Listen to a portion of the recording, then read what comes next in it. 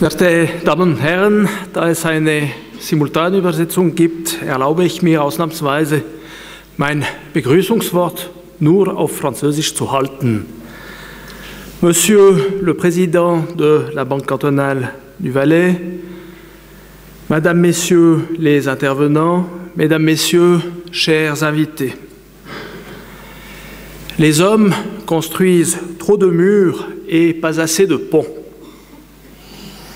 Non, Mesdames, Messieurs, cette phrase d'Isaac Newton n'a pas été choisie en l'honneur du nouveau président américain et de ses velléités à séparer physiquement les États-Unis et le Mexique en créant un mur entre eux, mais bien parce que voilà 10 années que la Banque cantonale du Valais et la HECSO Valais-Wallis construisent des ponts entre le monde académique et le monde des entreprises.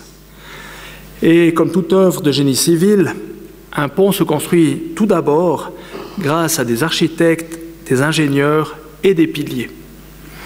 En l'occurrence, il me plaît de citer Jean-Yves Panatier de la BCVS et Antoine Perruchou de la HECSO Valais-Wallis, les deux architectes et initiateurs de ces Business Valais qui ont porté ces rencontres éco-académiques sur les fonds baptismaux. Jean-Yves et Antoine les ont pensés en les appuyant sur 4 piliers représentant les objectifs fondamentaux qui ont guidé l'organisation tout au long de ces 10 ans. Premièrement, la volonté de dynamiser les échanges entre les acteurs de l'économie valaisanne à travers des rencontres régulières. Deuxièmement, la nécessité de faciliter les contacts entre les étudiants de la haute école et les PME valaisannes. Troisièmement, le souhait de favoriser le transfert des connaissances et résultats des travaux de recherche, ce qui est l'une des missions de la HES. Et enfin, quatrièmement, la stimulation et l'amélioration de la compétitivité des PME locales en présentant et discutant les meilleures pratiques de management. Concrètement, ces 10 ans de Business VS, ce sont 40 événements organisés conjointement par la Banque et notre haute école. Ce sont 40 soirées qui ont permis à des entreprises valaisannes de venir partager et échanger en matière de bonnes pratiques de management. Ce sont 40 opportunités pour nos professeurs-chercheurs de présenter leurs études et 40 chances pour nos étudiants de rencontrer des cadres de PME. Et comme nous sommes en Valais et ancrés dans notre terroir, tout ceci s'est fait aussi autour de fameux apéritifs restés dans la mémoire de certains participants et de certaines participantes. Comme pour les piliers de ce pont reliant l'école et l'économie, on retrouve 4 grandes thématiques de management qui ont rythmé ces 10 ans et que j'évoque brièvement ici. Les ressources humaines, avec des sujets comme la formation continue, le leadership ou encore le bien-être des collaborateurs. Le marketing et la relation client, qui ont fortement évolué durant ces 10 ans, et l'impact d'Internet, du Web 2.0, de l'industrie 4.0. Le financement et tous les autres soutiens qui permettent aux entreprises de s'adapter et de se développer.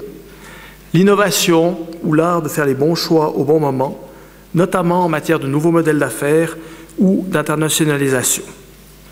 Depuis 2 ans, nous avons aussi décidé de mettre en avant les travaux de bachelor de nos étudiants en consacrant un Business VS par année à la présentation de ces travaux réalisés au sein des PME ou organisations valaisannes.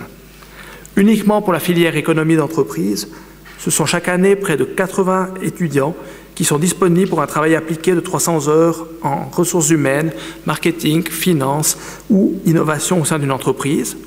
Votre entreprise peut-être. 40 événements, 1101 entreprises, plus de 2700 membres. Telles sont les performances de cette plateforme Business VS. Mais au-delà de ces chiffres, il est important de rappeler que ce système a permis de nombreuses rencontres. Car le management est avant tout une science humaine, une action de proximité. Et s'il y a bien une valeur partagée par la Banque cantonale du Valais et la HECSO Valais-Wallis, c'est la proximité. Ces business sont donc le fruit d'une coopération naturelle entre une banque valaisanne et une haute école valaisanne, entre la banque valaisanne et la haute école valaisanne. Pour boucler ce premier cycle de 10 ans, nous avons décidé de parler d'entrepreneuriat, de risques et de succès, tous ces ingrédients qui font de ce métier ce qu'il est, que certains regardent avec envie et passion et qui en rebutent d'autres. On a pu lire, la semaine dernière, que l'entrepreneuriat était une forme de sport extrême. Géraldine Fasnacht est sûrement la mieux placée pour commenter cette analogie. Mais sans aucun doute, dans la phase de lancement d'une entreprise, il y a un peu de folie et beaucoup d'inconnus.